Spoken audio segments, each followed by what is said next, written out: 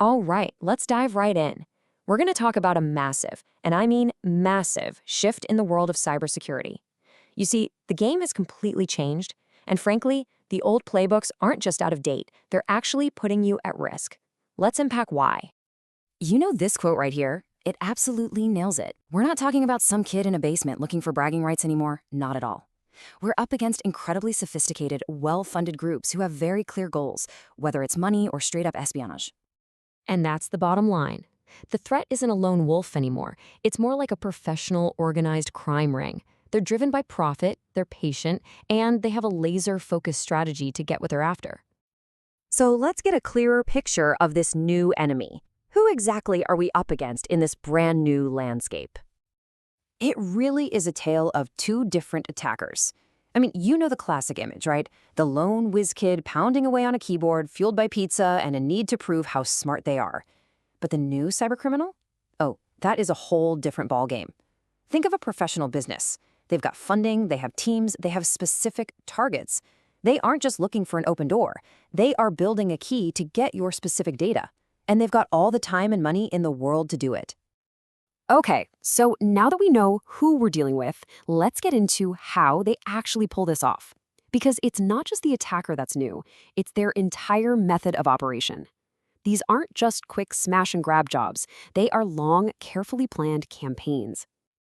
A modern attack unfolds in these distinct stages. First, you've got the infection. This could be something as simple as you clicking a bad link on a social media site. Then comes persistence. This is where malware burrows in deep, kind of like a tick, making sure it can't be easily found or removed. After that, we have communication. The malware quietly phones home to its masters. And finally, that leads to command and control. The attacker now has the keys to the kingdom and can control that system from anywhere in the world. Now here's the part that might really surprise you. Where does that initial infection usually come from? For years, we've been trained to be terrified of email attachments. But get this, up to 90% of all unknown malware is now delivered through the web. We're talking social media, file-sharing sites, you name it. The whole attack vector has shifted right under our noses. So, if the attackers and their methods are completely new, you have to wonder, right? How are our old defenses holding up? Well, not so great. It's kind of like you're defending this big, beautiful castle with high walls, but the enemy has found a whole network of secret tunnels leading right inside. And honestly, this is the perfect way to think about it. It's a shell game. Traditional security is all about trying to follow the P, the actual piece of malware. But the modern attacker is a master of sleight of hand. The real trick isn't the P itself. It's how they move it around, how they hide it, how they deliver it right in plain sight. And here's exactly how they pull off that sleight of hand. They run applications on ports you wouldn't expect. They tunnel their traffic inside other services that look totally legitimate. And this is the big one. They hide inside encrypted traffic. They're also using custom malware that has no known signature, which makes old-school antivirus tools completely blind. So let's talk about that encryption for a second. SSL. You've seen it. It's the little padlock in your browser's address bar. It's fantastic technology, designed to protect your privacy and keep your data safe. And that's a good thing, right?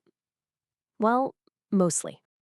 Here's the catch. With almost every site using SSL now, think about social media, webmail, everything. A massive chunk of a company's network traffic, sometimes up to a third of it, is completely encrypted. And that is the wide-open tunnel into the castle. Attackers absolutely love it because it's the perfect place to hide. Which brings us to the million-dollar question, doesn't it? If your security systems can't see inside this giant encrypted river of data flowing through your network, how on earth are you supposed to stop the threats hiding in it? It feels impossible. But it's not impossible. It just means we have to change our focus. We have to stop getting distracted by the shells, the malware itself, and start watching the hands. We need to look at the behavior, the context, the methods the attacker is using. And this is where we get to the solution. It's time for a whole new security playbook. We're talking about a fundamental shift away from just trying to block bad things on certain channels. So let's break it down. Old firewalls basically worked like this. Port 80 is for web browsing, so sure, let it through. The problem? An attacker can run literally anything they want over port 80. A next-generation firewall, on the other hand, doesn't even care about the port. It looks deeper. It identifies the actual application, who the user is, and what the content is. And crucially, it can see inside that SSL traffic. It shifts you from just reacting to bad stuff to proactively enabling only the good stuff you trust. This whole strategy is called positive control. Think of it like a bouncer at an exclusive club. Instead of trying to keep a list of every single person you don't want in, which would be impossible, you just have a strict guest list. If your name's not on the list, you're not getting in. It's way more powerful and a heck of a lot easier to manage. Okay, this all sounds great in theory, right? But how do you actually do it? Let's walk through 4 really practical, foundational best practices that come straight from this new playbook. Number 1, and this is non-negotiable, you have to have visibility into everything. You need to be able to identify every single application on your network, no matter what tricks it's using to hide. I'll say it again.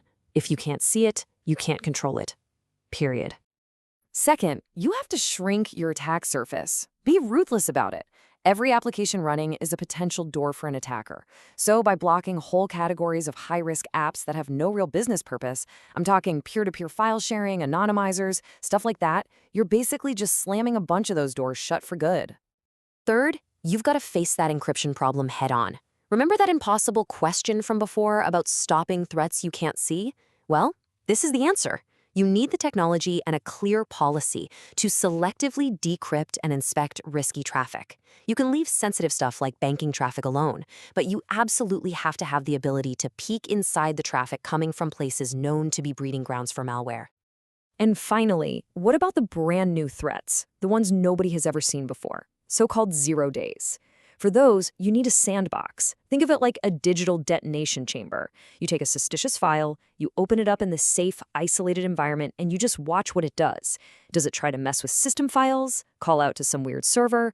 This is how you catch the newest of the new threats before they have a name. So, if you remember one thing, make it this. Today's threats aren't just one-off viruses anymore. They are complex, integrated attack frameworks. And that means your defense has to be a framework too. It can't be a messy collection of separate tools that don't talk to each other. You need one integrated system that sees everything and understands the full context of what's happening. Which really brings us to the final thought. The attackers have evolved. The way we use the internet has evolved. The only real question left is the one you have to ask yourself. Has your security evolved enough to keep up?